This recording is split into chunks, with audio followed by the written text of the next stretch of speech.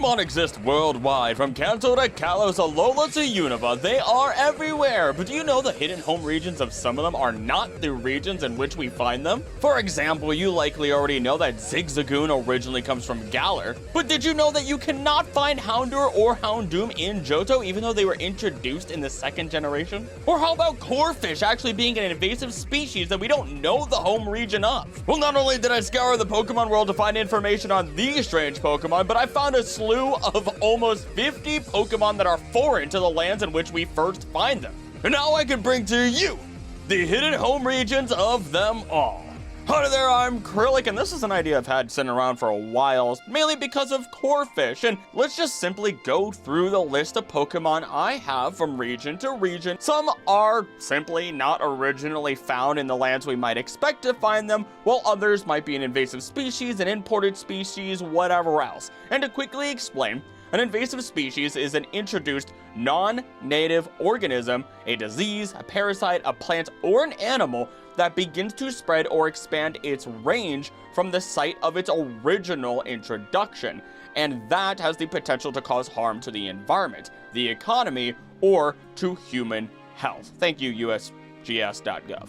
But that is only going to be a small portion of what we really talk about with a lot of the Pokemon we have here, and in fact, the first Pokemon we're going to speak about is Rattata, because while Rattata may be a common Pokemon in a number of different regions, they are not common in Alola. In fact, according to Wildlife of Hawaii, and by double checking with the Department of Land and Resources, just like how Rattata is not native to Alola, mice are not native to Hawaii. The only terrestrial mammal that is native to Hawaii is the Hawaiian hoary bat. All other land mammal species in Hawaii were introduced by humans. Mice and rats have been introduced to Hawaii and caused damage to native species and agricultural crops. And again, in perfect parallel to the real world, Rattata is believed to have stowed away on cargo ships to get to Alola, invading it and doing exactly as our real-life, real-world mice and rats have done. During its time in Alola, their population boomed until Yungoos and Gumshoos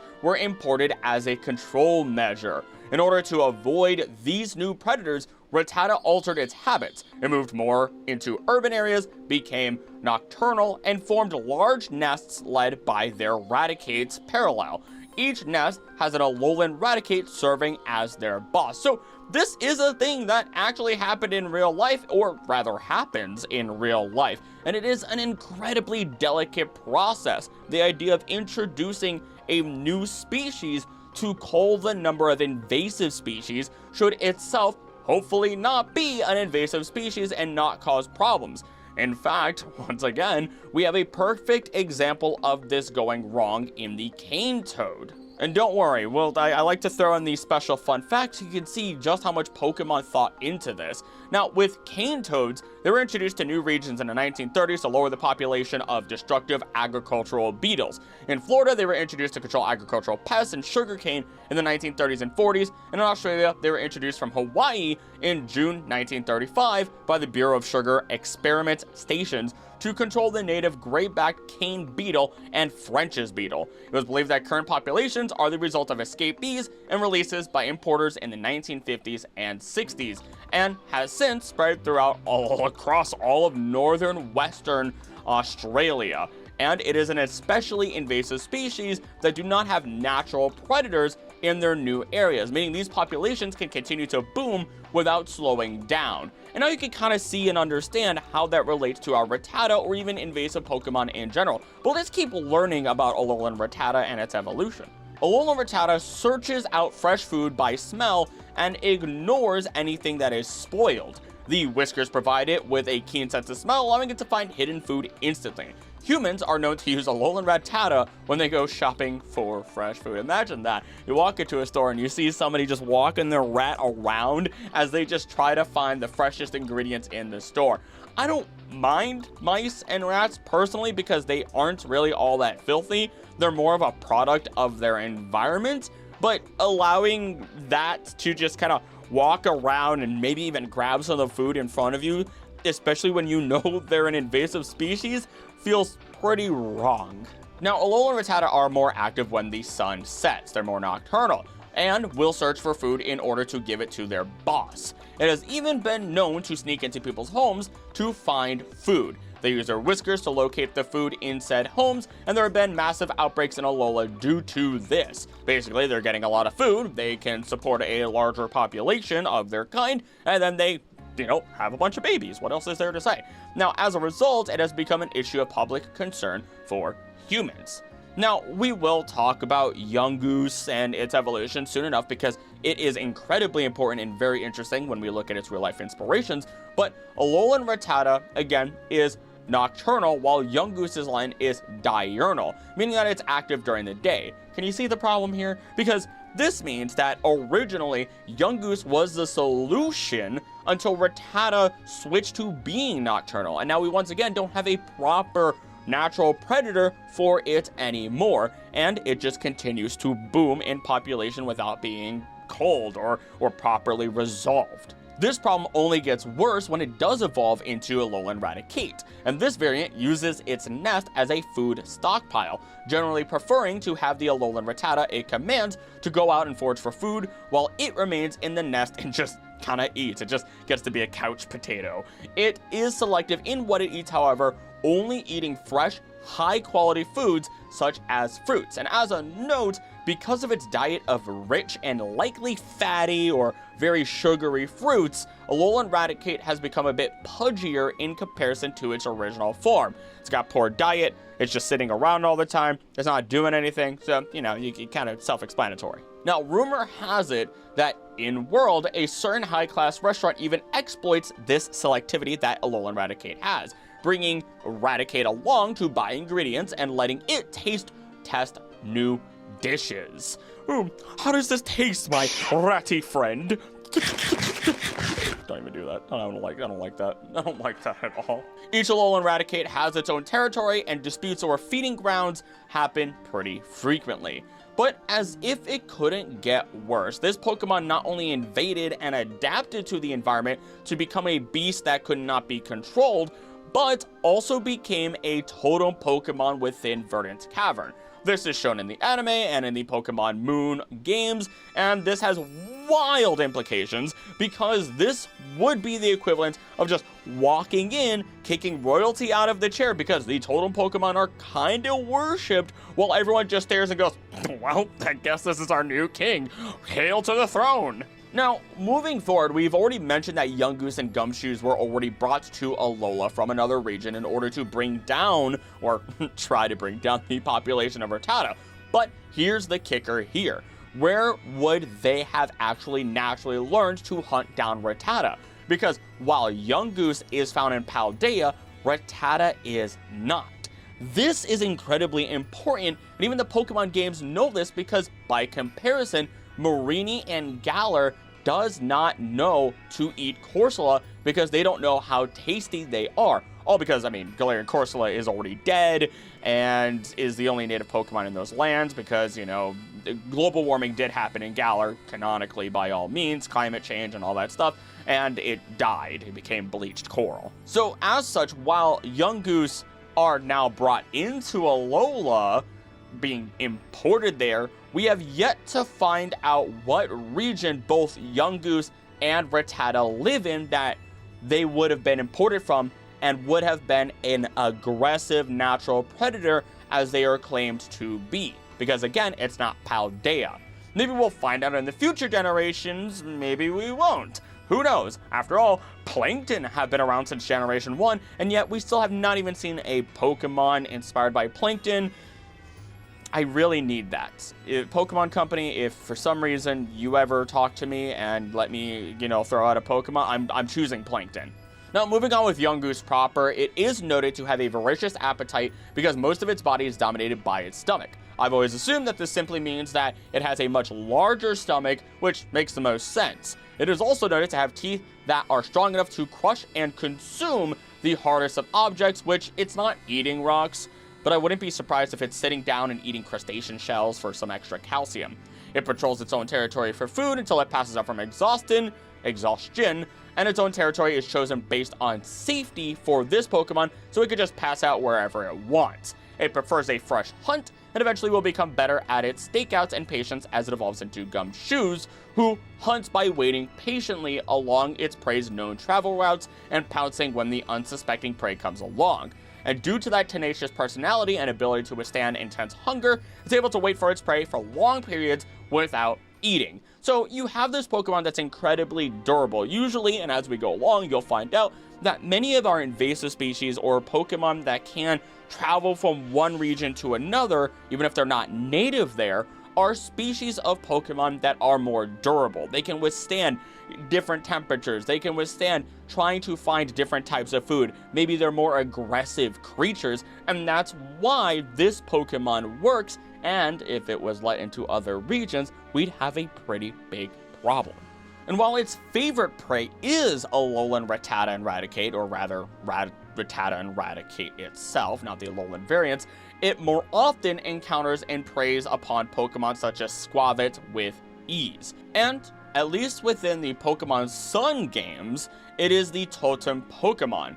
Theoretically speaking, I guess you could say both the Rattata lines and the Yungoos lines could be totem Pokemon in the same universe if they never encounter each other, but that's pretty unlikely. They have some time in which they're able to interact with each other. And, you know, the really cool and the best part about all this is, apparently, in their real world, they did try to bring mongoose to Hawaii to resolve the mice and rat problem. The story I was able to find is as follows. In 1872, Big Island sugar planters uncovered an article on Caribbean sugar growers' success in controlling their rat problem. Sugar planters there had introduced a mongoose from India into their fields. This supposedly was successful in significantly reducing the sugarcane damage caused by rats. Initially, 72 mongoose from Jamaica were brought in and were raised. Their offspring were shipped to plantations on other islands. I'm sorry, I don't know why. I pre-read this when I was doing the research, but I wasn't expecting to see Jamaica here again, so it just threw me way off and it made me giggle, I'm sorry. But they were sent off to plantations on other islands, first Maui, then Molokai, and finally Oahu. I really hope I said the last one right. However, none were introduced on the island of Kauai.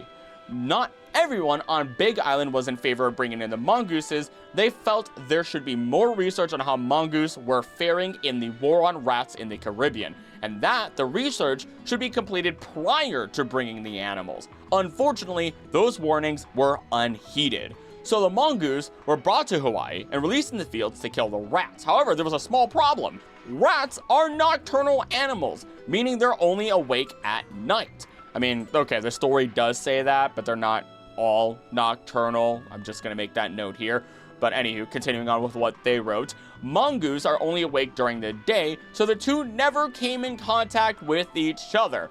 This is the exact story of Rattata and Yungoos lines, and we have yet another Pokemon on top of all of this that should be from India, or a Pokemon version of India, based on this information. And trust me, when I say we have yet another, there are more Pokemon that were likely brought in to other regions in which we find them for the first time from India. And we'll talk about them later, don't you worry. Vulpix and Ninetales. Now, I won't be discussing every single variant, but a number of them are quite relevant, such as the case we have here with Vulpix and Ninetales. Alolan Vulpix is believed to have arrived in the region at the same time as humans, but moved to the snow-capped mountain to avoid other Pokemon. It can be found in small packs called skulks, just like in real life, that are led and protected by Ninetales. The Alolan Vulpix can expel breath as cold as negative 58 degrees Fahrenheit, negative 50 Celsius, which is capable of freezing anything. While it is not suited to warmer environments, its tail can produce ice to lower the surrounding temperature if needed. So this is very strange, because sure, you can have an animal adapt to an environment or have its coat change. This would be done over many generations, and you'd have, you know, the animals that are able and more suited to the new environment, to the changing land, to the prey that are in the area, slowly become the new species, quote unquote, that is adapted towards these lands. And Pokemon, due to evolution in their own way, just kind of circumvents this process pretty quickly. Especially as Vulpix here completely changes its typing and abilities from that of fire to ice. Now, most elemental Pokemon do have some sort of organ, fire organ, electric organ, ice organ, you name it. It's in a couple of them, not in every single entry. And in the case of Darumaka, for a great example, we see exactly that when the seismic shift in Galar occurred, it had caused them to adapt to the new colder climate. But why did Vulpix shift? Because Darumaka, again, directly states its organ changed to emit cold rather than heat, now that the world has changed around it. But Vulpix doesn't state anything about a fire organ or anything along those lines. But if we look at the inspiration of Vulpix's line for some details, we may find some good information. So let's look at the Kitsune, or the story of them, their behavior, and anything else as told by Yokai.com. There are two major variations of Kitsune. Holy foxes are servants of the Shinto deity Inari, and Inari shrines are decorated with statues and images of these foxes. Legends tell of celestial foxes providing wisdom or service to good and pious humans. These holy foxes act as messengers of the gods and mediums between the celestial and human worlds. They often protect humans or places, provide good luck, and ward evil spirits away. More common are the wild foxes, which delight in mischief, pranks, or evil. There are stories in which wild foxes trick or even possess humans and cause them to behave strangely. Despite this wicked nature, even wild foxes keep their promises, remember friendships, and repay any favors done for them. This is actually incredibly reminiscent of not only Ninetales, but also Zorua/Zoruark. And this, of course, is because Zorua is more closely inspired by the Kitsune in terms of their trickster side, the transformations, the quote-unquote magic.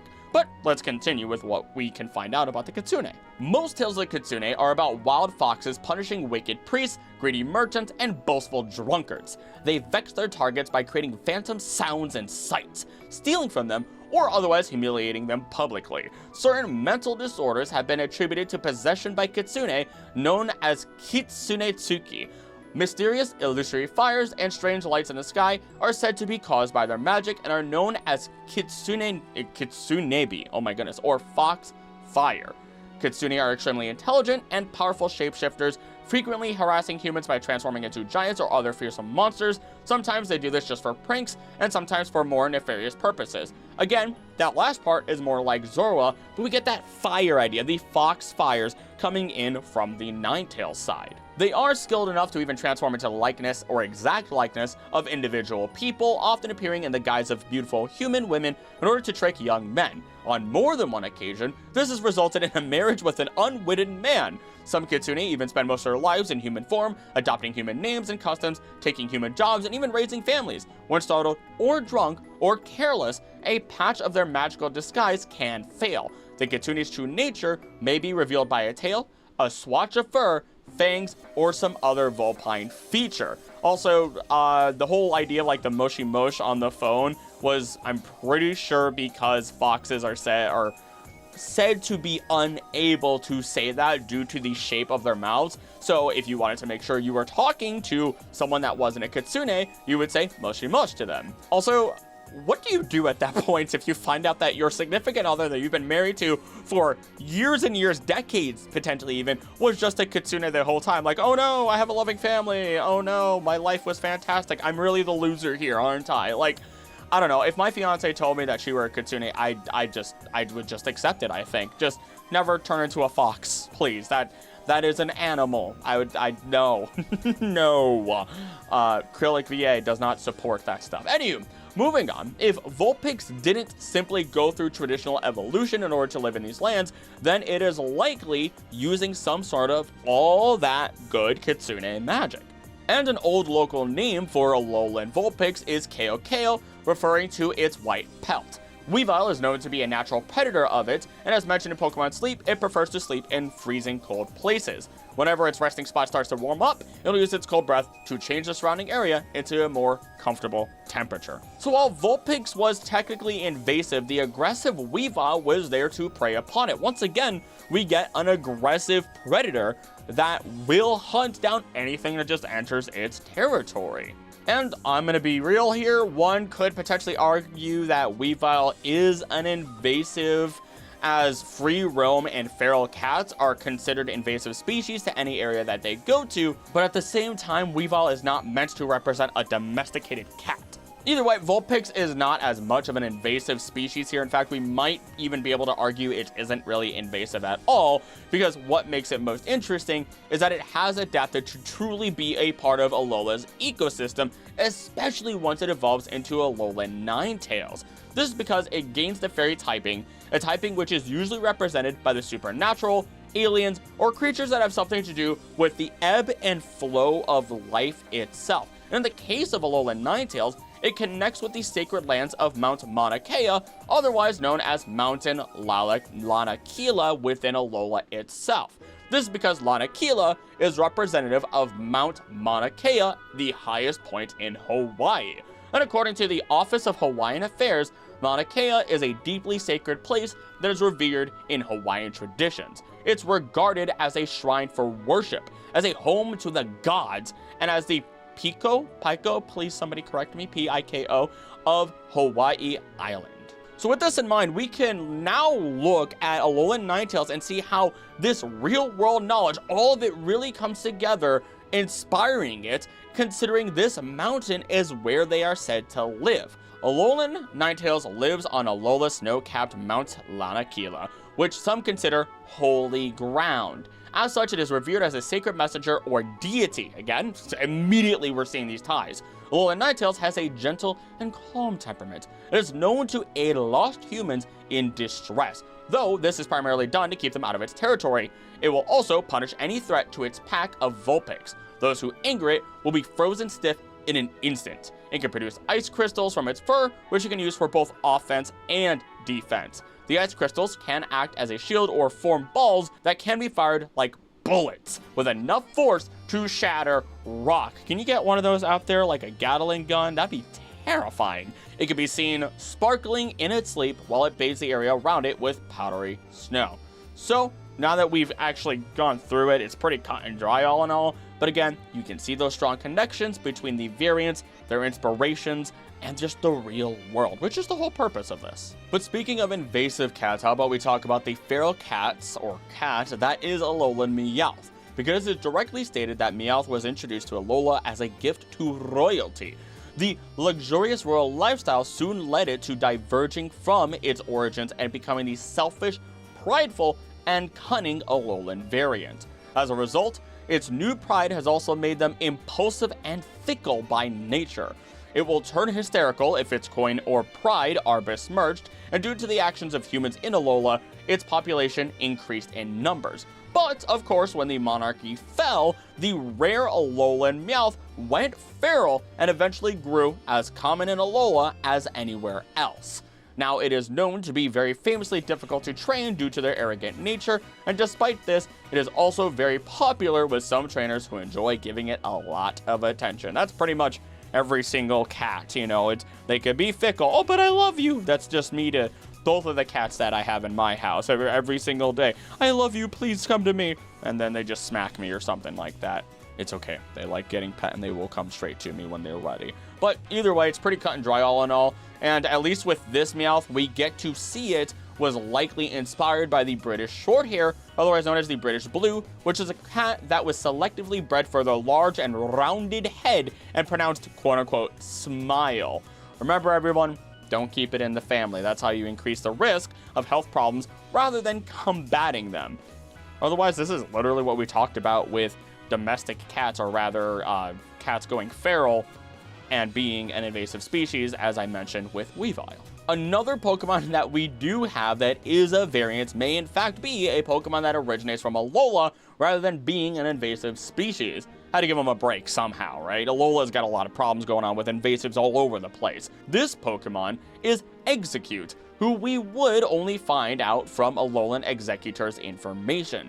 Due to the abundance of sunlight in the Alolan region, the Exeggutor that live there grow over 5 times taller than those in other regions. The region is considered to be the best environment for Alolan Exeggutor, and ancient carvings and murals depict this Pokemon. So this had actually eluded me for probably about a year somehow, because assuming there are no other murals or carvings depicting Exeggutor, or rather this incredibly tall Exeggutor or otherwise, that predate these, this is the origin home of these Pokemon species.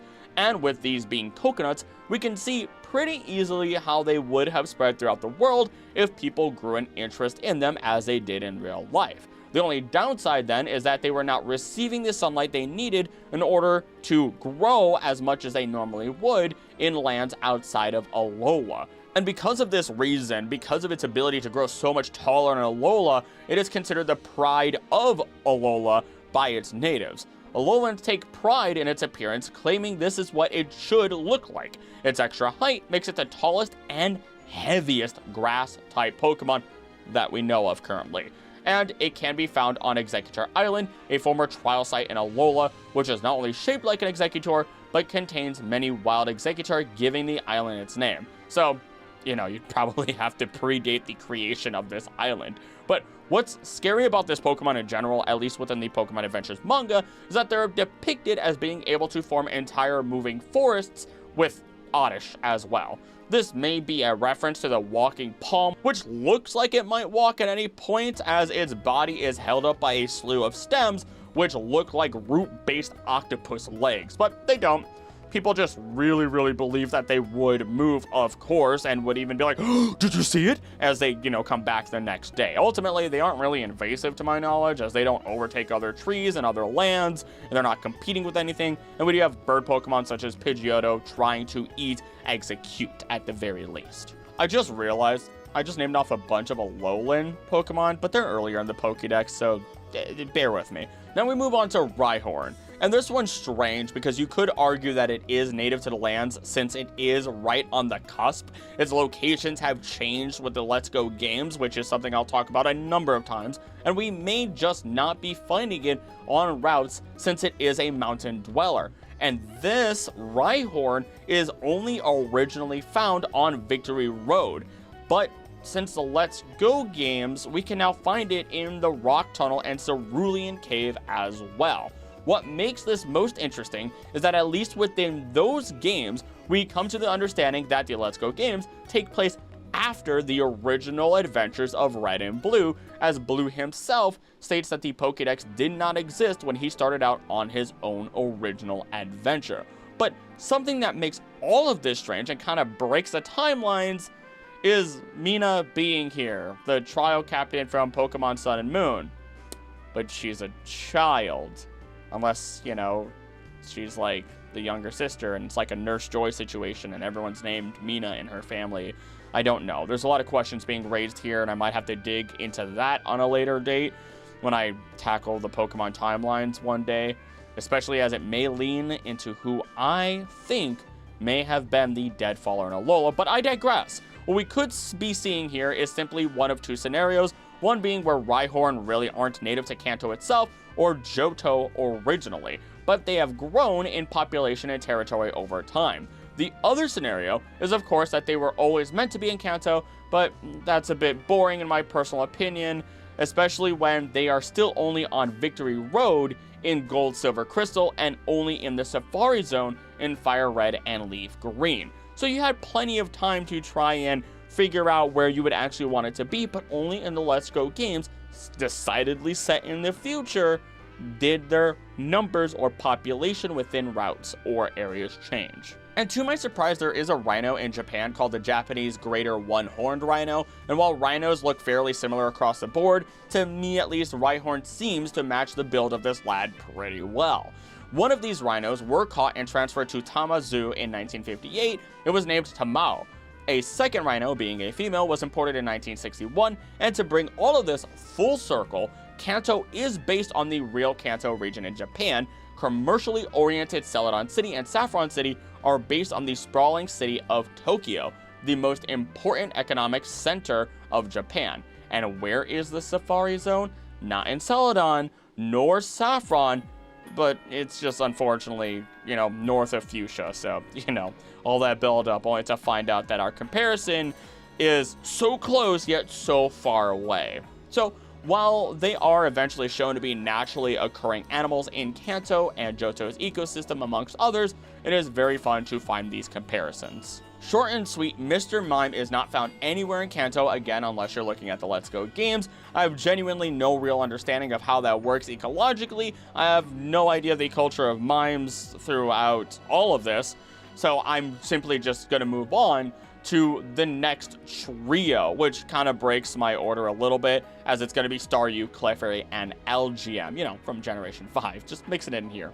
And you should probably already know that these are all not native to even the planets of Pokemon Earth, and if you don't, that's okay. Let's talk about them. Now, when the sun goes down, Staryu's core glows its brightest. Many Staryu will float from the seafloor to the surface and align themselves with the stars of the night sky as their core flickers, displaying a connection with the celestial bodies of space.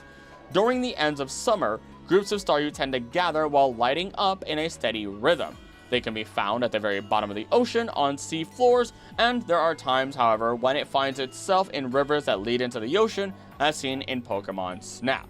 But before we discuss this info, let's read up on Starmie next, as from its core, it can emit electrical waves that are powerful enough to reach the furthest parts of the universe. The multicolor glowing of its core is also believed to be a method of communication with other members of its species. And as seen in the Pokemon the series The Beginning episode, The Water Flowers of Cerulean City, the core will go dark if it is knocked unconscious, and will sometimes flicker if it is low on health. Because of its body shape and habit of sending transmissions skyward, some people truly believe this Pokemon to be extraterrestrial. It has been known to cause headaches on people when approached. It is rarely seen in the wild, since it does cause or require an evolution stone to evolve, but can be found in the deepest parts of the ocean. It feeds by absorbing tiny plankton into its body while swimming, and it's preyed upon by Lumineon. So there's something really odd about all of this. Lumineon feeds on it. This could just be because Staryu and Starmie have been visiting our planet for an incredibly long amount of time, and as such, other Pokemon may have grown used to it. After all, fairy Pokemon were all originally going to be considered alien species, yet they are also found in such large amounts on our planet, and we just kind of accept them as if they did belong on the planet originally. Now, I'm against the idea of considering Lumineon an alien species, as there's no real evidence pointing towards that, and so let's move forward understanding or with the idea that Staryu and Starmie have just visited our lands for so long, and begin dissecting Staryu's duo here. Because when Staryu is in its shiny form, its body's outside of the core, or its arms, is stark white, just like a star in the sky is often portrayed to be. In contrast, Starmie is purple at the center, copper, and then blue for its arms. So here's my hypothesis that we have going on here. Staryu may exist in space somewhere out there in their shiny form, but they have the ability to come down to a planet for water and plankton amongst any other microscopic life they may wish to eat. Their evolution into Starmie allows them to blend better with their watery environments that they may land upon within any plant. And to follow all of this, it is at least shown in the anime that these Pokemon can run out of water, and they need to absorb water from their environment in order to use their moves. Meaning that they kind of need water, but don't need to exist within it in order to survive. It isn't really much of a final nail in a coffin, I must admit, because there are a number of other Earthborn Pokemon that need to absorb water for use, and don't just use their biological energy, Pokemon energy, bioenergy, whatever, in order to create it. Though, as one final note, in the Pokemon Adventures manga, Starmie is given a vital point where it is sent to the stars above to send a message across the ocean to Yellow and the rest of our protagonists. And as Misty claims out loud, that long ago, travelers used the stars to show them the way, and for Starmie to be her guiding light. So, take all of this as you will. Maybe it is truly from space, maybe it's not. How this functions, we don't really know, but it is fun nevertheless, and we can hope that we find out one day. As for Clefairy, it is very much another Pokemon that has been confirmed to come from space for a very long time, especially when we look at the anime, where we see them with a working spaceship. They derive inspiration from the moon rabbit and even worship the moon itself, so this one's pretty straightforward. And of course, LGM is a literal alien from space, but it seems to enjoy any other tower or mountain as it is closer to space itself. As we do move on, there's the part where I get to tell you to tell me your thoughts or even arguments on anything that I'm saying. I'm one person, so I'm sure there are things that I'm going to miss or may not even know about our real world, and while you're at it, maybe talk about some cool, invasive species facts or animal facts in general, or space facts, since we're talking about space, recently. This is also the perfect time for me to say thank you for watching, and how comments and watch time are the best way to help a channel grow freely and help a video reach a wider audience, because YouTube says it directly. But if you'd like to go the extra mile and get perks such as behind the scenes updates, early access to videos, and hearing your name shouted out at the end of every single video, then become a member for as little as $3 a month, as that helps the channel immensely and ensures I can take the time necessary to deep dive with real science and research for videos just like this, and even improve quality. Either way you choose, once again, thank you for watching, and on with the video. Despite existing in the original game, Scyther can only be found in the Safari Zone until Gold and Silver, where it's found in the National Park Bug Catching Contest. And based on what we see in the National Park, that is actually just directly translated as the Nature Park, which means this place is completely manicured and not a nature preserve. This also means that the Pokemon found here are not entirely natural, doubly so once again for Scyther, who is only found during the bug catching contest itself. So if Scyther isn't naturally found in Kanto or Johto, then where is it naturally found? At least within the main games, we don't see it occur naturally until we encounter it on Route 229 within Sinnoh. It can also be found on Route 21 in Kalos, Pony Plains and Alola, in Galar, Hisui, and then in Paldea. There is another exception though, as once again, when we look at the Let's Go games, Scyther can be found on routes 14 and 15. This means we can attribute the idea that maybe their populations were either incredibly low, or they found their way into these regions, and due to their violent nature, in which only Spidops has been noted to be able to contest with, they were able to spread uncontested. Of course, with any of these, we can always just assume that the Pokemon we run into are not indicative of an entire region from their route. But these routes are meant to serve as a representation of every area within the region, especially when we do get 1% chance encounters of Pokemon such as Kecleon when we look at the Hoenn region. So there's a very good chance that Scyther was not only rare, but may have actually had little to no population within Kanto originally, and over time it increased in population, or they migrated over by the time the Let's Go games came about. And what makes this all that much more interesting is that Scizor can be found in the wild within Galar, or in the Totem Fight as it assists Kommo-o, the latter of which does shed metal scales that could have caused a Scyther to evolve. All while Kleavor is one I don't really want to make any assumptions on, as it did show up in the anime of Pokemon Horizons, and I haven't really watched any of that yet. I will eventually, and when I do, you'll know. There's going to be a lot of information that I could share for it, I'm sure, but I digress, as I don't see much more to explore here, and instead we can move on to our next Pokemon. Another easy one is finding that Electabuzz are only found in the power plants within Kanto, but are on routes 10 within Johto. And as a reminder, I'm not really listing off every region that every Pokemon can be found in, we're just seeing what Pokemon are not native to the regions that we originally found them. And in the case of Electabuzz, it was likely drawn to the power plant as it was abandoned and then made into a nest by many Pokemon that consume electricity. One Pokemon that at least draws energy from electricity being Zapdos. And we could extend this into Elekid if we want, and if we do, then we can only get an Elekid if we breed Electabuzz. We do not find them in the wild, though to me this feels a little unfair to consider. I will admit even further that I found Elekid do not appear in the wild until we get to Sinnoh on Route 205. But that's only if you have Pokemon Fire Red in your console, so I can't science that one now. That's alternate universe type stuff. That's the only explanation. This would also mean that if you are to consider Elekid, then it does not appear naturally on a route until you get to Oris, and find it in the Mirage Mountain, south of Route 129, or even Route 12, Blush Mountain, or Mount Hokurlani within Alola, all depending on which one you really want to consider the first natural encounter, quote unquote. they're all attracted to electricity and magnetism, so not finding them in so many of our other lands or regions is perfectly understandable. They might be running around underground into places that are similar to Chargestone Cave, or any other mountains or magnetic or highly electric areas that they're often driven out of because of humanity or whatever other reason you can think of. Our parallel to Electabuzz would be Magmar, who we do not find in a natural wild area until we get to Mount Silver Cave within Crystal's version of Johto. Otherwise, very similarly to Electabuzz, it seems to be paying a visit to the Pokemon Mansion within Pokemon Blue due to the place being a miasma of ash, soot, and general pollution. This is not only because of the fires that raged inside, but also because Rattata, Grimer, and Coughing Lions just roam free inside the mansion. The whole place is just one massive biohazard. The most polluted locations within Pokemon might be a cool video. I'm gonna have to explain all of our poison Pokemon with that one.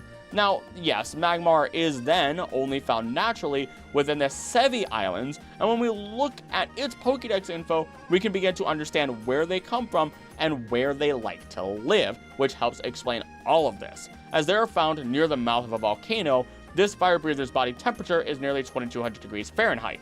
It dislikes cold places, so it blows scorching flames to make the environment suitable for itself.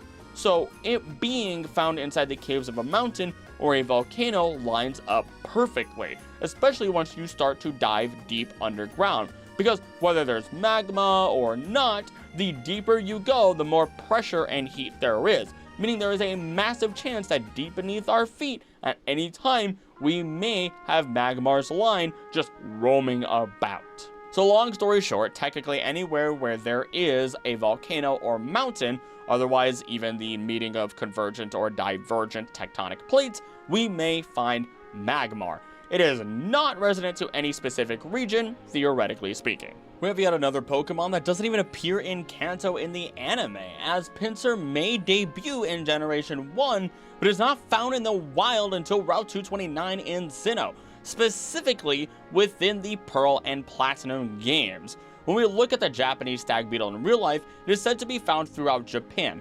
specifically Hokkaido, Honshu, Shikoku, Kyushu, Sado Island, Tsushima, and Yaku Island. And of course, Generation 4 Sinnoh has been said to be an island like Hoenn rather than a peninsula, and it is based on the northernmost major island of Japan, Hokkaido, part of Sakhalin and Kunisha Island. So somehow, of course, once again, we have Pinsir originating from Sinnoh, but making its way over to Kanto and Johto over time, which is even exemplified and supported by it appearing where? On Route 14 and 15 within the Let's Go games, which we could make the claim that with Sinnoh and Johto being two regions that are connected to each other, that they just simply went and moved from Sinnoh to Johto, then over to Kanto over the course of many years, which migration in Pokemon, we might be able to use, again, a lot of the speculative science using real-life info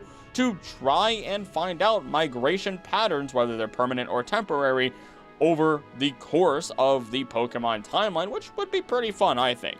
Either way, I've spoken plenty about stag beetles in my other videos, so let's move on to our next subject. Our livestock, known as Tauros, breaks things a little bit, because from what I could find, wild bulls are around Japan, but I couldn't find anything concrete other than understanding there are 6 native Japanese cattle breeds, so take what I'm about to say with a grain of salt. These 6 are the Japanese Black, Japanese Brown, Shorthorn, Polled, Mishima, and Kuchinoshima, and all of those vary in distribution throughout Japan. We can see Tauros only appears in the wild once we get to Route 38 and 39 in Johto, and Johto is often described to be the Pokemon world's parallel to Kansai and Western Chubu, and the Japanese black cattle seems to have distribution in both Kansai and then the Chugoku regions, amongst other regions. So we have Kansai matching at the very least, and while I would love to attribute the idea of Paldean Tauros having the black color to match Tauros here, that's not really the parallel to my knowledge. That's not the inspiration for Paldean Tauros. This, ultimately, I must admit, is going to be a bit loose in terms of its ties, because in the end, it's just a bull, a creature that in the Pokemon world is used as livestock alongside Miltank, and it's going to be really hard to pinpoint for 100% sure its origins and how they have been distributed throughout the world in regards to farming or even just natural distribution. Two Pokemon that are invasive species would be Magikarp and Feebas. This all stems from their ability to withstand living in any environment. A long-lived Magikarp is able to utilize its immense splashing power to leap high enough to scale mountains. It has a strong enough immune system to survive in the most polluted of waters. However, it is usually overlooked by trainers because of its perceived weakness. Even in the heat of battle, it will do nothing but flop around. It is believed that the ancestors of it were actually much stronger than modern Magikarp, and this led scientists to research their species. In the anime, we can even see that Magikarp can withstand flying up into space and crashing back down, surviving re-entry into our atmosphere and acting like it just fell down some stairs at the absolute worst. Though, at least it did tear up at the beauty of reaching space. And I will say, if it jumped at you from a 5-foot distance with the same energy needed to make it into space, and instead made contact with you, that instant release of energy would be roughly the same as 603 giganewtons, which is stronger than, the Fat Man Bomb. What makes them invasive is not that other Pokemon don't eat them, but rather it is their ability to survive in literally any environment. This means that if they do wind up in an area in which they don't have the natural predators, then Magikarp will eventually overpopulate and take complete control of said area. They would bring about filth and disease through simple release of waste because, yes, Pokemon do poop, as we see in a number of dex entries and comments made throughout the games, and if nobody is around to clean that up, then we end up with some nasty, murky water that no other creature will survive in. That is, until we look at Feebas, who is another incredibly hardy creature.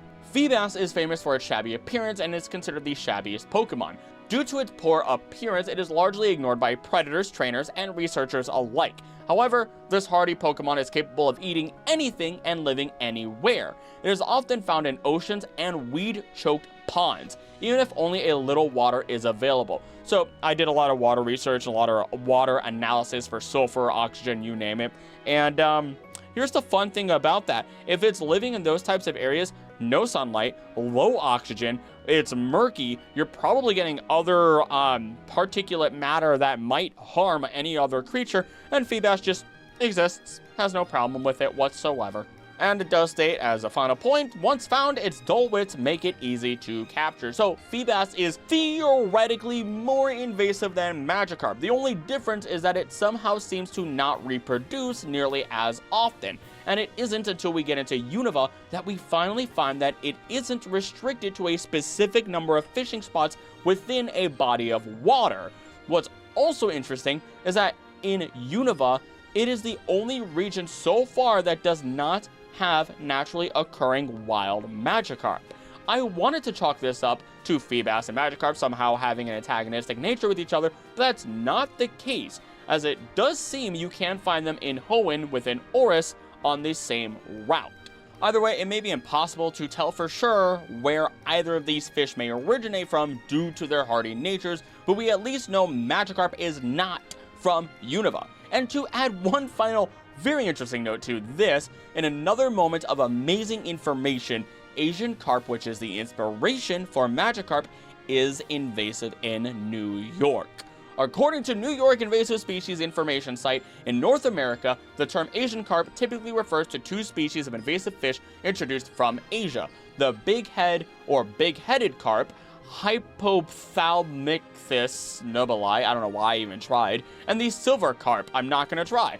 These carp are native to China. They were originally imported into the southern United States in the 1970s to provide an inexpensive, fast-growing addition to fresh fish markets. They also served to help keep aquaculture facilities clean. By the 1980s, the carp were found in natural waters in the Mississippi River Basin.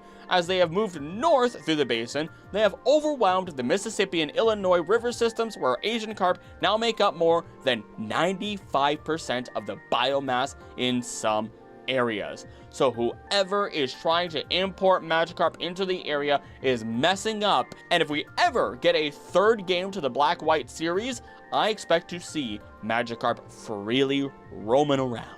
Pokemon that I would argue is probably one of the most invasive of them all, if they actually had an impact on the environment, is Ditto, and it doesn't. This is pretty cut and dry, considering that many speculate that they originate from the burned mansion in the attempts to create Mewtwo, but there really is no actual evidence, and it has been directly confirmed to not be the case within an old interview, with the exception of the increase in population that Ditto have there.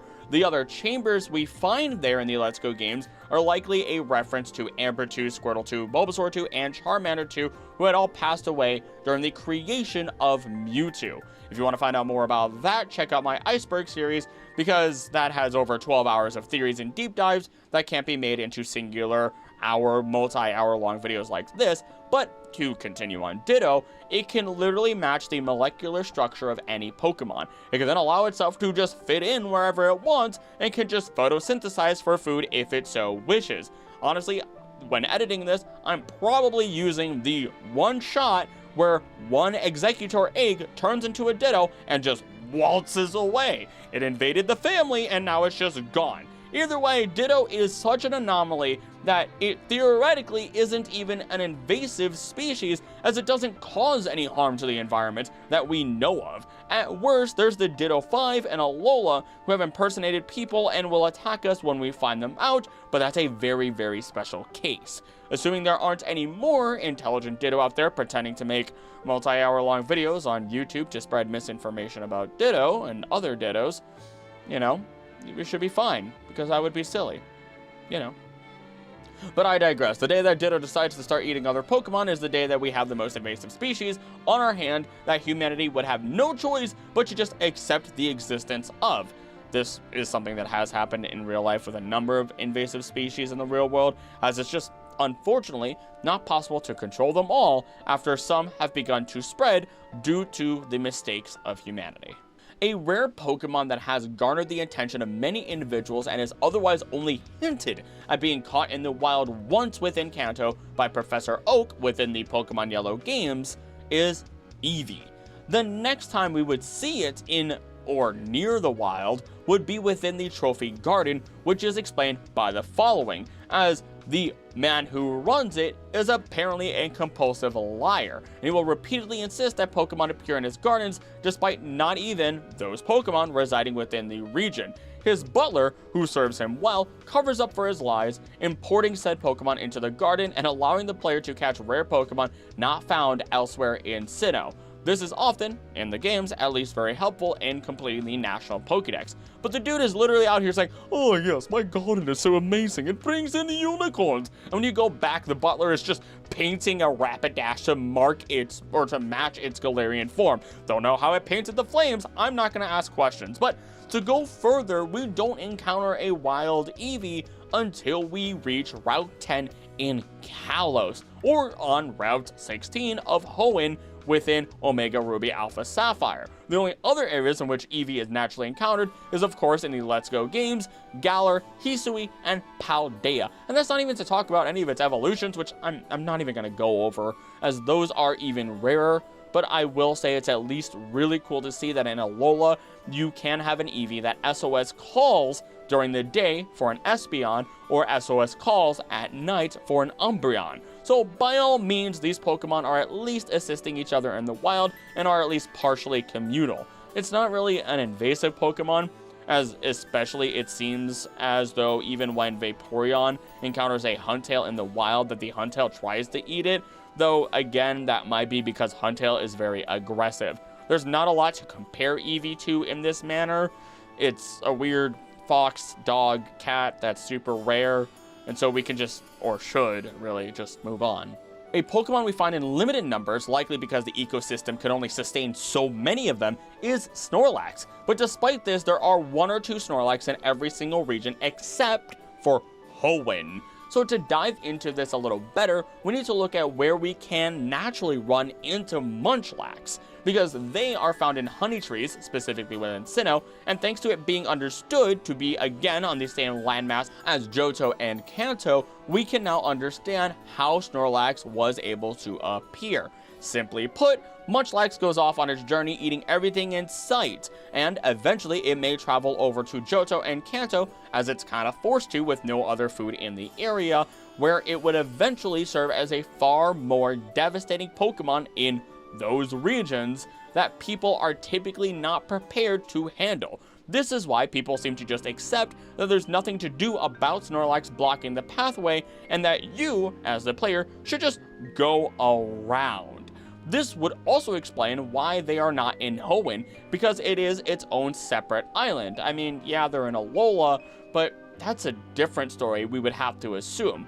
We can find them on Route 1 there, and in every region naturally from then on, except Paldea. Even Kitakami seems to have Munchlax roaming around the lands. Through this, we can understand that these Pokemon, Munchlax and Snorlax, are invasive without a single doubt in my mind. Even when they aren't invasive, they still actually are, because they're a threat to the environment or economy, as they block roads and eat every bit of food within the area. This can include Pokemon and their food, causing a food scarcity. This is also not limited to Pokemon and their food, as Snorlax in the past is directly noted to have eaten entire granaries within Hisui. That's horrifying, as those granaries are supposed to be there to help people live through harsh winters and ensure that if a disease comes through and wipes out the farms they still have seed that they can use and won't starve. So yeah, pretty disruptive to everything, and we are doing the world a favor by catching them. I will say though, it eating all there is, even rotting food, is very helpful as a cleanup and a reset button for nature as well, so it's not like we could just get rid of them. They are necessary creatures. The entire Togepi line is, first off, one of my favorite Pokemon of all, but it is also a Pokemon that is so incredibly rare. A Togepi egg is gifted to us originally from an assistant who had received it from Mr. Pokemon, and even he originally received it from the Kimono Girls, and those Kimono Girls are basically lore keepers of Lugia and Ho-Oh in their own right. Now, I won't get into the crazy intricacies of this, as again, it's another idea I spoke of in depth on my Iceberg series, but the only times we receive it not from an egg or find it in general is when we use the Pokeradar in Platinum on Route 230, White Forest and Pokemon White, which is insinuated to be an alternate universe or some weird thing, within Bridge Field in Galar, and then in the Crimson Mirelands in Hisui. Alternatively, the only times you can find a Togekiss is through the island scan on Pony Gauntlet in Alola, the Dusty Bowl of Galar, and flying above Lake Verity within Hisui. So what is going on here? Well, this species is said to start out as Togepi, spreading cheer and happiness, evolves into Togekiss, where it decides to spread more joy, fly around, and disappear to an unknown place. This unknown place is either the Togepi Paradise in the anime, or the Pokemon Paradise that is shown in Pokemon Horizons. They then return only during peaceful times as a Togekiss. I would even say that it is more than peace, it is also about the symbolism of the lands it goes to. For example, the Pony Gauntlet is full of tough trainers, but you access it after the main events of the Pokemon Sun and Moon or Ultra Sun, Ultra Moon games, a time of peace after all the problems of the main game have been resolved. The Dusty Bowl in Galar is a strange one, but theoretically speaking, Galar is a peaceful place. It is harsh, but the only real issue that happened is when Chairman Rose didn't account for Eternatus to not be defeated by Champion Leon. It wasn't war, it wasn't strife, and Rose, at least within the games, truly believed that Leon could defeat this gargantuan Pokemon and secure energy for their region for this foreseeable future. The Dusty Bowl in particular has some religious aspects to it, as it bears a dolmen, and the rocks around are in the shape of a ship for the outline, which also points towards Buddhist religion and Nordic beliefs between the two of them. This is also why we evolve Runerigus here, as it bears a tablet that is reminiscent of the runestones that Vikings would make to commemorate the lives of notable people and events. Finally, within Hisui, as it floats above Lake Verity, the lake belonging to the emotion Pokemon known as Mesprit, if there ever were a place of peace, it would be within the vicinity of Mesprit, as it could just completely wipe your emotions away with a single touch. It could turn a rampaging individual screaming with anger to being a calm and complacent individual within an instant, forcing peace upon them. And by all means, it seems as though the Togepi line doesn't really exist as part of any ecosystem, with the exception to it being rarely found in the wild, and that is likely only because it was peaceful for some time. Otherwise, it seems like they would all originate from their own paradise and not from any region in particular. Or, you know, even if you want to go with the Celebi theory, I suppose it's maybe from the future, or from other times of peace, but then we still don't really know what region it's from. Now we have the strange case of both Murkrow and Houndour, who are introduced within the second generation, but are not found in Johto. The exception to this is technically the Lost Cave of the Sevi Islands, but the Sevi Islands are also technically their own region. Now, this is not to say that they are actually invasive creatures by any means, but we can recognize that the two of them are found on the other side of the mountain within Kanto. Honestly, don't really have an explanation for this one, as the only thing I can see is that crows might be considered pests and nuisances by some people within Japan, but that doesn't really answer where they originally came from or why they would originally be from Kanto, because you could just say that about a number of different creatures, as people just kind of pick and choose which creatures they often see as pests. I personally really love crows, as they're one of my most favorite common birds, but I digress, and we move on. Unknown is an incredibly strange creature whom we know very little about in terms of its origins and its purpose. Many people have thought they may be the Thousand Arms of Arceus, but Pokemon Legends Arceus has debunked this, as the Arceus we know is but one of those many thousand arms.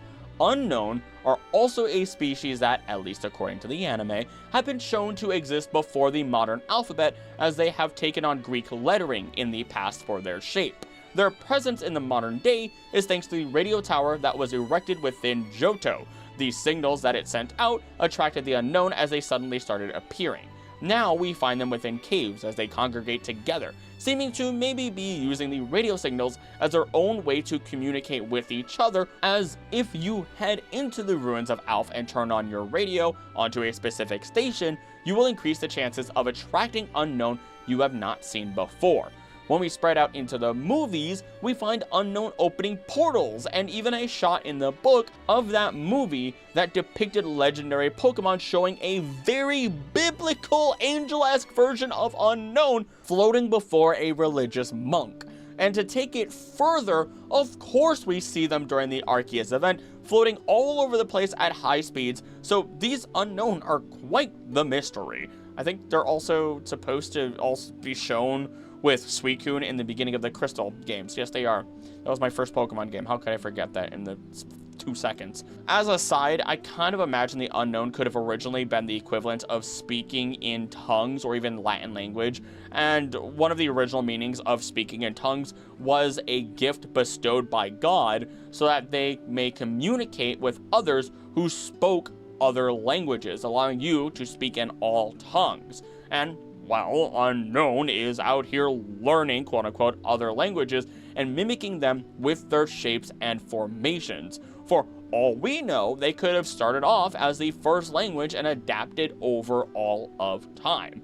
In the end, these funny little symbolic Pokemon do have their own dimension within the anime, so they aren't even from our universe, which has made some people question whether or not they might even be related to the Ultra Beasts in some capacity somehow. Bear with me on this next one because we have Smeargle. This Pokemon weirds me out in terms of its origins and how it fits into the ecosystem, because I have tried to prove that it should be an omnivore and take part in the ecosystem, but this dog is often found in solitude and does not seem to even try to hunt other Pokemon based on what ecology I am able to find. It lives in the ruins of Alph, Artisan Cave, and can be found with the Poke Radar in Sinnoh, and then finally as a swarm in Route 5 of Unova. Otherwise, if you don't consider that, then you don't see them until Route 7 of Kalos, which that route is a popular route among artists for its scenery. So what am I trying to say? Smeargle is an artist dog that eats berries and roams around, and the best I can say is that they might originate from Artisan Cave in Hoenn, where only Smeargle can be found, and it's literally called Artisan Cave. but even then, I'm not honestly confident in that claim. I'm not gonna say it's an invasive species, but as a beagle that seems just to be incredibly rare, I seriously question its origins. Back to more concrete Pokemon that you may already know, as Galarian Zigzagoon was the original Zigzagoon, or is the original Zigzagoon, I suppose. Much like the Zigzagoon found outside of Galar, Galarian Zigzagoon are known to be constantly on the move and never settling down. It is believed that its restless temperament is what originated the zigzag movements observed on both forms of the species.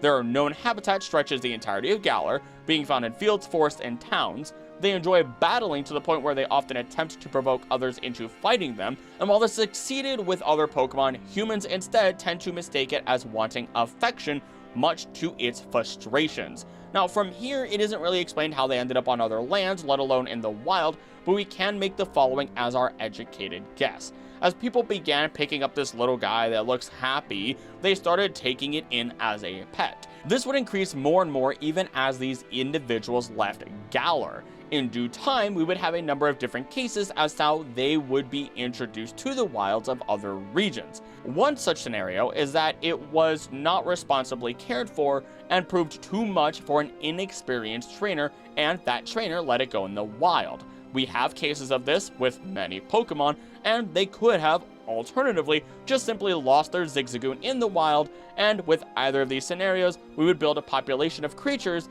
that are aggressive in an environment that is not nearly as harsh as Galar's is said to be. This would eventually lead to their species calming down, taking more risks, not feeling threatened by their environment, and calming down quite a bit while still avoiding any predators such as Viper, who have adapted to prey upon the Zigzagoon species while being another aggressive predator. So that's the third super aggressive predator that we've talked about that is helping ensure that a lot of these Pokemon don't truly become invasives. Now, while Zigzagoon is a raccoon dog or tanuki in real life, when we take the raccoon part of that, we can compare it to how raccoons have adapted to human settlements. While most creatures are neophobic, being afraid of new things, there are raccoons that are suspected to kind of be their own branch off of a species or subspecies that are neophilic, meaning that they are attracted to new things. Trying new things in nature is dangerous. Think Remy in Ratatouille. He was told to eat the same things, stick to the same patterns, the same methods, everything. This is how you survive, as you aren't taking any risks and are sticking to what you know works. Meanwhile, raccoons are like, yo, watch me climb this building and scale a multi-story building.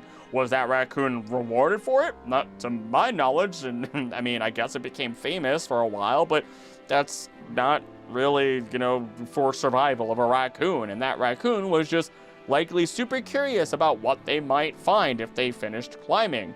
They're just super fun creatures in the end. A duo that confuses me are Solrock and Lunatone. This is because they are claimed to have only been discovered in the past 40 years, but they're found in Meteor Falls after, the meteor fell upon the lands of Hoenn, rather a meteor shower that had occurred 2,000 years before the events of Omega Ruby Alpha Sapphire. And if we look 3,000 years before the modern age, we find that the two of them were present in the Great War of Kalos, in which the Great Weapon was used. So whoever is out there saying that these Pokemon were first discovered in the past 40 years, they clearly have not done their homework and is just out here saying, hey, I mean, it isn't history if we didn't discover it, right, guys? I don't care if Solrock and Lunatone have been living with the Draconids for all these years. I write history, and I say they were discovered 40 years ago. Terrible, but nevertheless, they are likely from space, as they are believed to be, as the two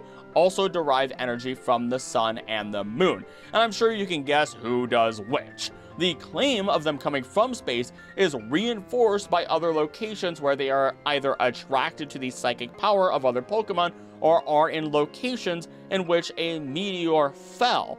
These include, but are not limited to, locations such as Mount Coronet and the Giant Chasm, which is incredibly interesting, because there are claims that Kyurem came from space, yet we know that it was part of Reshiram and Zekrom as the original dragon before they split. So just maybe, there is a chance that Kyurem, as the leftover pieces, were sent to space somehow, and it crash-landed back down upon the lands. It is just an incredibly strange case, all in all. Now we finally made it to the other Pokemon on the thumbnail and the original inspiration, as I had hinted at, for this video, as we can finally speak about Corphish and Crawdont. Let's simply begin with the information we know about them. If we look at its Pokédex entries, it claims repeatedly that it was not native to a number of regions. Its Ruby entry states, Corphish were originally foreign Pokemon that were imported as pets. They eventually turned up in the wild, and this Pokemon is very hardy and has greatly increased its population. For her gold, it was originally a Pokemon from afar that escaped to the wild. It can adapt to the dirtiest river. Ultra Sun, individuals that have been set free by trainers who could no longer raise them have become common, and they can now be found in Alola. Shield states it was originally a Pokemon from afar that escaped to the wild. It can adapt to the dirtiest river. And Scarlet states it came from overseas. It is a very hardy creature that will quickly proliferate even in polluted streams. This means that we are only left with Sinnoh and Unova, but there's a problem we find here too. In Sinnoh, we can only find it in Celestic Town in a small pond, likely meaning that it is not native to Sinnoh, or else it would have definitely spread out more than just such a tiny pond. You can also only get it in the isolated white forest within Pokemon White, meaning that it is absolutely not technically native to Unova, as that place is once again likely an alternative universe or just a strange place all in all that is kind of separated from everything else. Even if we wanted to say it was part of Unova, it is stated to be a place of pure natural beauty. This would mean that Corphish and Crawdont's ability to withstand any harsh environment would not have naturally developed in a nice, clean, beautiful place such as White Forest. As such, they can't be from there. With all of that out of the way, the region from which Corphish originates from is completely unknown for now. I would have originally bet every dollar that it would have originated from Galar, considering the region's harsh environment, but no. Instead, it leaves us with a mystery that will hopefully be solved one day. But we aren't quite done yet, as they will completely take over any little pond they are found in, especially once they evolve into Crawdont, who will throw literally every single creature from inside the waters out of it, with the exception of Feebas, but otherwise not even Basculin scares them away. But recently, my attention was drawn to a comment that one of you left on a video, which brought up the idea of Corphish, or rather Crawdont, seemingly mimicking Sharpedo in some capacity. The star, the torpedo-like shape, and all while being an aggressive creature itself. The mimicry isn't perfect, but it's easily recognizable, especially as it is very unique in the world of Pokemon, within the water itself more so. And despite everything, the two of them aren't in the same egg groups either, so what's going on here? Well, I don't have a concrete answer, but there are Pokemon out there that eats crustaceans who may be considered more powerful if Crawdont found itself within the oceans of the world.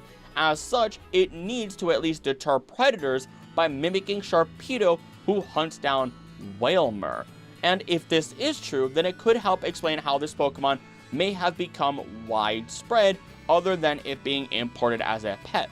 It was more than just that, more than just it being set loose. It was an incredibly destructive invasive species that was destined to push through the harshness of salt water and create homes for itself throughout the world by its aggressiveness, its ability to fight, and its mimicry of such a powerful predator. And if we ever find its home region, I'm confident we will see a third form evolution of it. Originating within the Weather Institute of Hoenn, we have Castform, yet we also find it in the wild within Alola in a slew of different areas. The only explanation for this is due to scientists of Alola messing around with Castform. This could be the Aether Foundation or another set of scientists that have managed to accidentally release this Pokemon into the wild. But whoever it is did release them within Alola, because we don't find Castform in any other region other than Hoenn and Alola naturally whatsoever. And with Alola being so far away from most other regions, it wouldn't make sense for Castform to be released in Hoenn and not found in places such as Sinnoh. The good thing is that Castform is not a danger to the ecosystem. At worst, it's just a danger to Nuzlocke as it comes swinging down with its sunny form to help Lurantis cut us in half vertically. The worst way to be cut in half. I gotta admit, right now, It's very hot in my office, so I've been sweating a little while also wearing this lab coat, which is a heavy lab coat that I think is legitimately used for the lab to help with, make sure chemicals don't get splashed. Beldum is a Pokemon that is gifted to you in Hoenn by Mr. Steven Stone himself, but otherwise it does not appear in the wild until you get a swarm of them in Sinnoh on Route 228, which is a bit of a weird spot, because this is one route away from being on a steep and rugged mountain path, which you'd expect them to be on. In addition, this route exists in the Battle Zone, which is often implied by NPCs to not even be a part of Sinnoh, because one of the examples of dialogue we have would be, your Pokemon are from Sinnoh, aren't they? They're not what we're used to seeing around here. So that muddles things a little bit further. But if we proceed to ignore the Battle Zone, then the next place we find it in is in the Giant Chasm, specifically Metang, in the Crater Forest, where things are incredibly cold. The steep drop in temperature here is due to the presence of Kyurem, who is freezing everything from within the caves, and that cold is spreading out. And the colder it is, the stronger magnets are, meaning the Beldum line would thrive in such an environment as they hunt down Pokemon such as Nosepass for their magnetic bodies. This still gets even weirder as Kyurem wasn't always there, meaning this environment would not support such a Pokemon, but I would be willing to bet that any environment that is incredibly cold has the potential of supporting a population of the Beldum line, since they prefer the cold or places with strong magnetism. This is supported by their presence on Mount Hokulani in Alola, Snowslide Slope in Galar, and other similar places. You can't find Riolu in the wild until you reach Unova, as Riley is the one to hand you a Riolu egg, while Riley himself doesn't have a confirmed home region. Though in every new region after Sinnoh, wild Riolu are running around, so for all we know, it is at least not native to Sinnoh or the previous games. Another Pokemon that is nearly directly stated to be an invasive species is Basculin, who have often been referred to as the Thug of the Lake or Thug of the River, and uses its jaws, which are strong enough to leave bite marks in iron sheets, to devour everything in its way. However, despite their fierce reputation, they do become prey to stronger organisms such as Bombardier and Dondozo. Many people release Basculin into lakes illegally, causing its population to grow abundant. And that flares me up mentally so much every single time. But red and blue striped Basculin are extremely hostile, especially towards their opposite form, generally fighting each other on sight, but on some rare occasion, you may find one amongst the rest without fighting, and they're full of vitality, reproducing quickly. When a school of them appears in a lake, Pokemon other than Corphish and Crawdont do flee, and it does compete with Carvanha over food. It just attacks and eats whatever it runs into. It reproduces quickly. It is noted to be a Pokemon that is illegal to release in a wild, and it is only noted to be hunted by strong Pokemon, such as Bombardier and Dondozo, who they themselves, while not invasive, are absolutely strong predators within their respective ecosystems. So, with the fact that it's found in every new region, since we've seen them in Unova, with the exception of the Sun and Moon games appearing within Ultra Sun, Ultra Moon, it's pretty invasive. Though it's a little weird that they are only arriving within the Ultra versions of the games.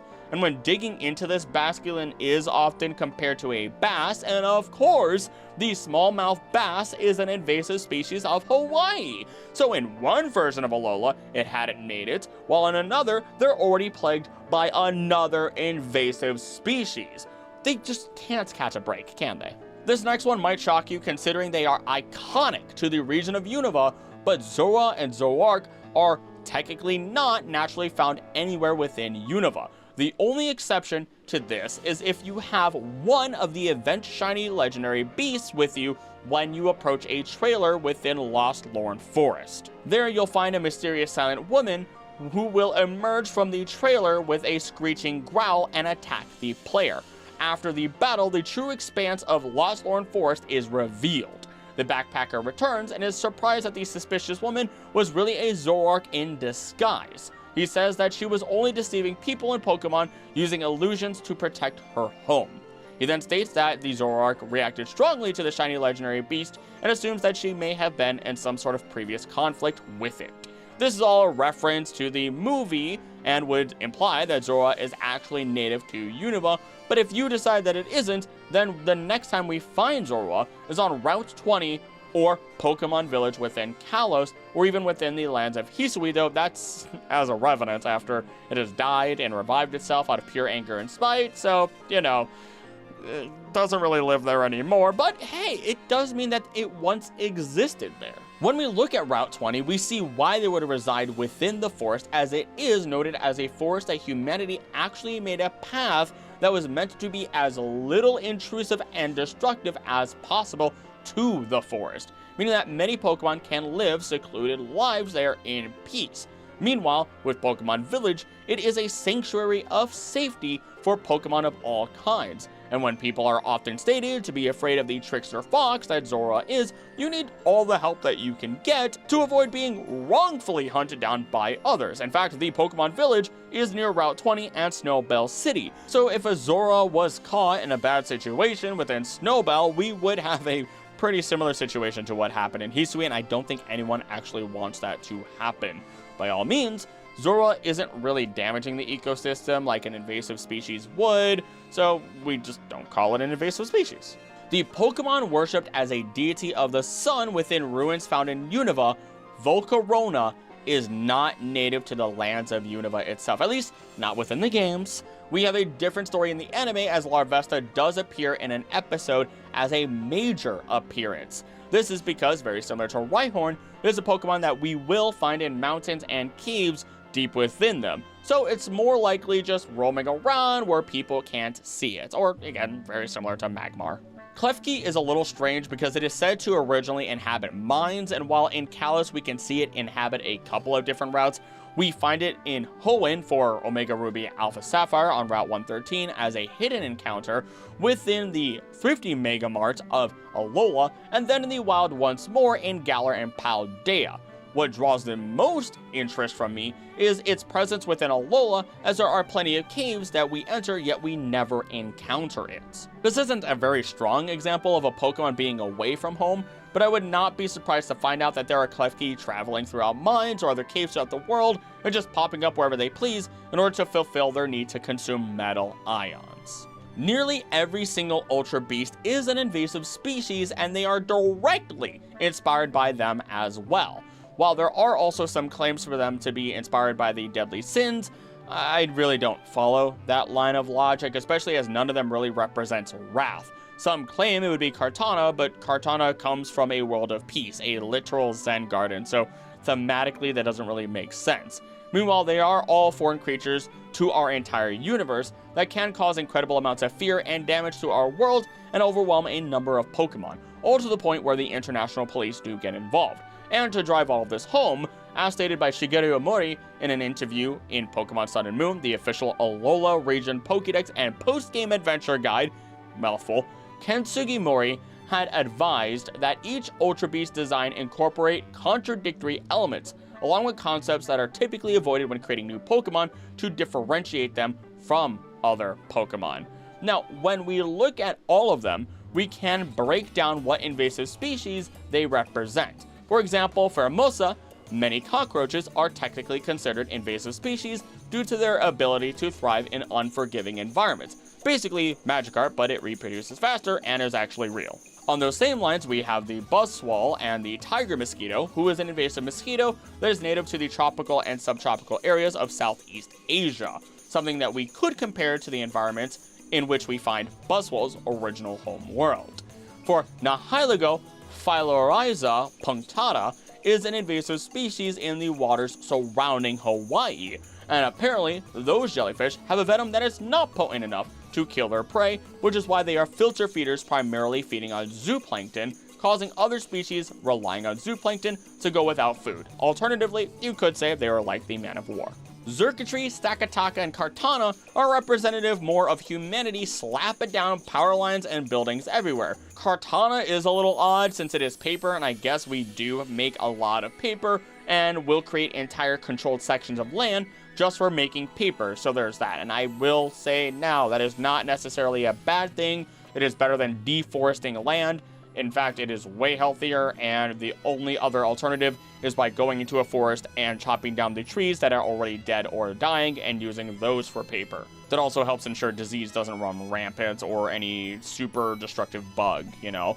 And then moving forward, Guzzlord is based on eldritch abominations like those from the works of Lovecraft and a bit of Agrashag from the Hitchhiker's Guide to the Galaxy. And I mean, eldritch creatures have been depicted as the first ones here, ones that have existed since the beginning of time, or as invaders of our homes and minds. So take your pick.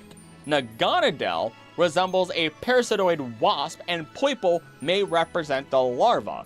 More specifically, it resembles Ichneumon wasps or Darwin wasps. Now, let me tell you, they're brutal. According to Missouri Department of Conservation, the young Ichneumons are mostly internal parasitoids of insect larvae in families including the beetles, the butterflies and moths, and the ants, bees, and wasps, plus flies and spiders. Pretty much they could have just said, you know, most insects or arachnids, you know? The mother Ichneumon typically inserts her eggs into the body of the host, usually a grub or caterpillar, and the hungry larval Ichneumons devouring their hosts from the inside usually end up killing their hosts. Usually end up killing their hosts. My lord, by the time they are ready to pupate and become adult Ichneumons. And you know how they do it? That long stinger, that super incredibly long stinger that they have. So, you know, that's not scary at all. I'm sorry, my brain is still stuck on the idea of usually kill their hosts. I don't want to survive that if that ever happens. Not that it ever happens to humans. They don't, you know, they don't try to parasitoid us or parasite our bodies, however you want to state that. Now, the only real outlier from here, I suppose, is Blacephalon, who I can't realistically figure out a single tie to invasive species without just saying, yeah, it's humanity. Go throw up a carnival. I don't know, 50 clowns came out of a car. If that's not invasive, I don't know what is. If you drop a clown car in the middle of a house, you are now a family with a house. You are now the visitor. You are not the people who own that house. The 50 clowns that came out do. Welcome to more inexperienced trainers releasing Pokemon into the wild, as we have Dreadnought, who are notoriously vicious to the point where it requires a skilled trainer to fully tame and handle it. Otherwise, some trainers will release them into the wild once they find they are unable to handle it. Shame. Dreadnought lurks along shorelines, biting on prey, I'm losing my words today, that approach its dwelling in search of drinking water. Now, this does not mean it is inherently invasive, but this is dangerous for both Dreadnought and for any Pokemon that may be in the areas that it is released in, especially if they lose their source of water, because it now resides there. And you might think, oh, it's a strong Pokemon, it'll be fine. But we have to remember that it is a Pokemon that needs to find food for itself as well. Not only that, but can you imagine dropping a Dreadnought off in salt water? More than likely, it's a freshwater turtle, so it's gonna struggle to survive if you just, you know, go on, survive, I freed you, and it just sinks to the bottom of the water, unable to swim, unable to breathe, unable to do anything but burn because of the salt. Either way, this Pokemon entry is less about it being invasive and more about the opportunity for Pokemon to make Dreadnought an invasive species within other environments because of irresponsible trainers. Cufant and Copperajah are docile in nature and were introduced into Galar and Paldea regions to assist with heavy labor. It travels in herds, searching for food in caves in the morning. Plain as day with these two, and they continue to thrive in these rocky environments within the regions they are now introduced to. But this means that, of course, neither of these regions are their homelands. I've now smacked multiple things in my office while waving my hands around like I don't know how to talk without moving my hands. I'm not doing sign language, yet I wave my hands like I just don't care. Anywho, they are inspired by the Indian elephant, having even replaced the information where we found that Ghastly could kill an Indian elephant with its gas, instead now being Copperajah, of course. But here we are, once again, with another Pokemon that originates from India in concept, yet we don't have a region based on India. Moving on. Each of Quaxly's evolutions tells us a little bit more about who they are and how they don't originate from Paldea. Quaxly migrated to Paldea from distant lands long ago. Quaxwell observes people and Pokemon from various regions and incorporates their movements into its own dance routines, which tells us why it would travel to different regions given the chance, and for Quaquaval, it is seen dancing in ways that evoke faraway places, and flourishes of its decorative water feather slice into its foes. Now, its dance fighting style seems to be incredibly reminiscent of capoeira, and the most interesting part about this fighting style is that it helped free slaves. Yes, our wonderful little starter Pokemon here is a freedom fighter. Capoeira was created by Africans transported to Brazil to work as slaves. They mixed fight, dance, and musical traditions from their various countries to create something uniquely Brazilian. Capoeira is a fight that was disguised as a dance so that overseers would not quash this act of defiance. It came to represent freedom and resistance in the quilombos of Brazil and is now a powerful vehicle for sharing Brazilian culture around the world. In other words, there is the potential to see the Quaxley line in a different land in which they would straight up be freedom fighters and maybe even have a different typing. I would say make them dark fighting, which would be incredibly fitting since it is technically underhanded to be hiding your intentions like that, but is still for a noble cause. Though as a final note, they may not follow through with that since Fuecoco's line is more of Mexican inspiration thanks to Dia de los Muertos, while Sprigatito's line pulls in masquerade balls, which started in medieval Europe to my understanding, and then would spread into places like Spain. So all three of them seem to pull from different Hispanic ideas and may or may not be expanded on in the future. I, for one, hope that they do. Also, Brazil isn't Hispanic or of Latino, grouping, I suppose. I'm Puerto Rican. I still don't know these things. I really need to look into my own culture more and other cultures. I will say this is also a great time to mention that many of our starter Pokemon are not invasive, but may not originally reside in the regions in which we find them. For example, Sprigatito has a house in which they are cared for, then distributed to new trainers. A great example is when we look at Rowlet, Cyndaquil, and Oshawott as we find them within Pokemon Legends Arceus, all three of them being Pokemon that Professor Laventon brought with him from his home region.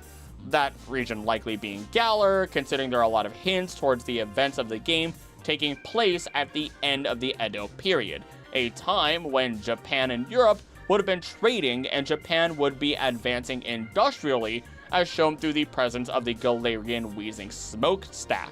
To clarify, this does not mean all starter Pokemon are not of the home region we find them, because Bulbasaur, amongst others, are shown to exist in the wild, but be incredibly rare even in the anime. I will actually also note that Sharpedo is the only Pokemon so far that directly states that it hunts Squirtle.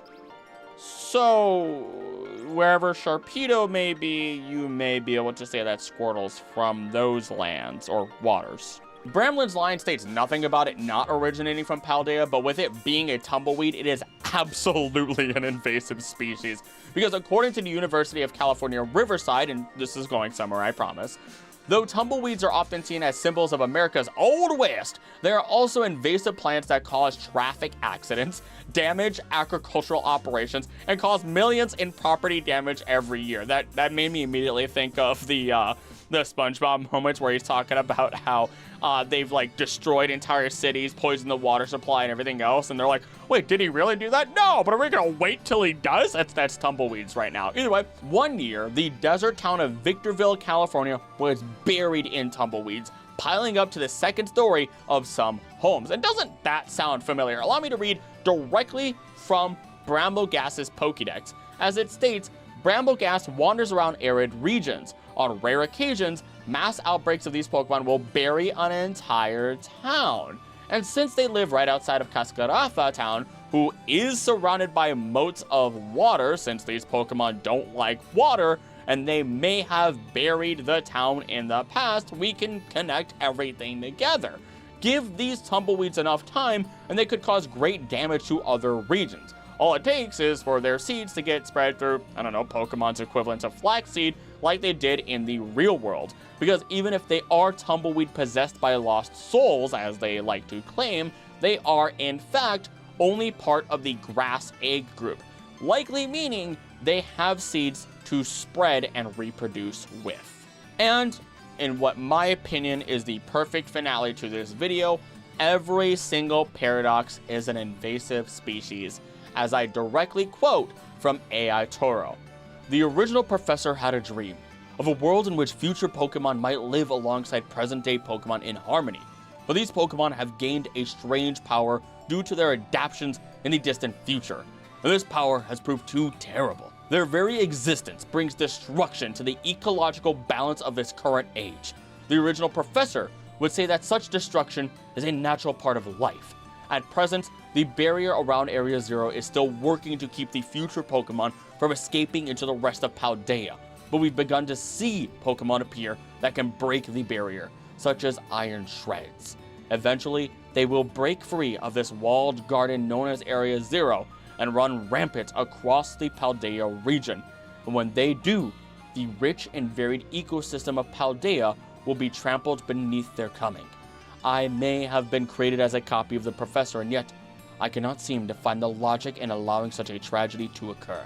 But any hope of preventing it would require overcoming the greatest AI that the original professor ever devised. And of course, AI Sada would say something very similar, but of the past Paradox Pokemon. From here, nothing more can truly be said, as every Paradox Pokemon is a powerful creature from their original universe that has no natural competition and no predators, going as far as even eating Herba Mystica once they escape and becoming even greater threats. So with this, we have covered every Pokemon that come from foreign lands and even Pokemon that are invasive species.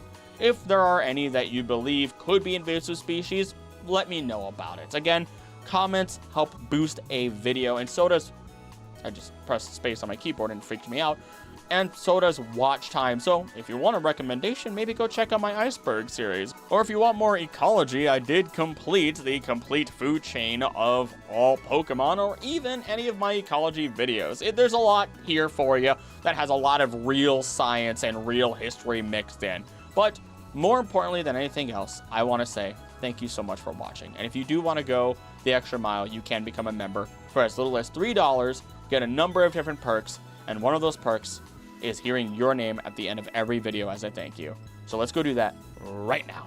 Thank you to all our members, starting with the Gods of Hope, Crow, Final Fantasy 14, Heals for Life, Biggins, Vatty, Knit, Buzz, and Summer, then all our champions, Andrew, Mertius, Kosa, Joshua, Biggins, Wilson, then all of our Knights of the Court, Cropo, Double, Shiny Gem, Cerberus, Voyage, Moth, Romance, Vatty, Lemon, Fix My Note, Getting Crow, Fantasy 14, Plow, Stone, Allen, Heals for Life, Blue Dalek, Warren, Hempville, and Muse, Arwild, then every single one of our Wanderers, Rainbow Molrian, oh my goodness, Lay, Sir Casual Ghoul, Hyrule Skibbity, Ariana should not make me laugh, Ariana, Scobie, 90707, Ezra, Apollo, Citicall, A23, Sorwin, Ruthless, House of My Dog Just Sneezed, Evil Chan, the Coppersmith, Jay Gill, Ruby, Soft and Kai, Lucky Charms, Bombs, Liz, Chris P. Bakken, Elendil, Tanguesta, Elijah Tidwell, Tyrone Jones, Beware, Blaine Cord, Swish, Micah626, Gimme, T. Baggins, Big Rosie 45, Don't Worry, Got to Zach Arrowwood, Just Bad, Tone Shiner, Moss Versetti, Bluets, Gecko, Casablanca, Mercury, XV, Nicole Manassian, Alive R360, Matthew Kennedy, Mark Waklowski, Electro Lucario, Nick, Kristen, Sandwich Boss, Emmy, Brian Griffin, Real, Reckon Baxter, 45, AD, John W, Juan M, S9, Tharu, Will, Gimbo,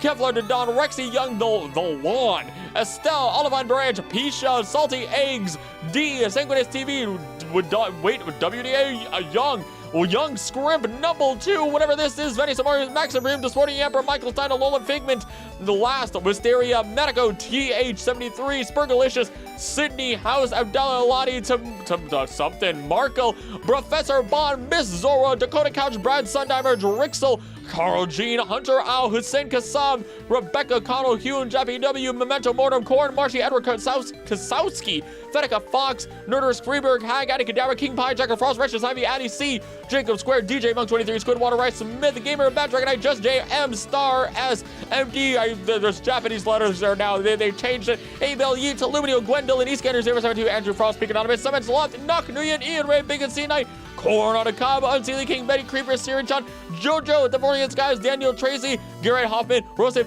Dylan Peters, Malachi Burkhardt, Carla, and Heather Wisen. Thank you all for being members of the channel and supporting this. If you want to hear your name at the end of every single video and support the channel for content just like this and other science and history-based research that connects our world and Pokemon, become a member for as little as $3 a month. And either way, thank you so much for watching. Don't you think I want to do? Don't you think I want to do? Please be nice to each other. I love you and I'll see you next time. Bye! hot in this room.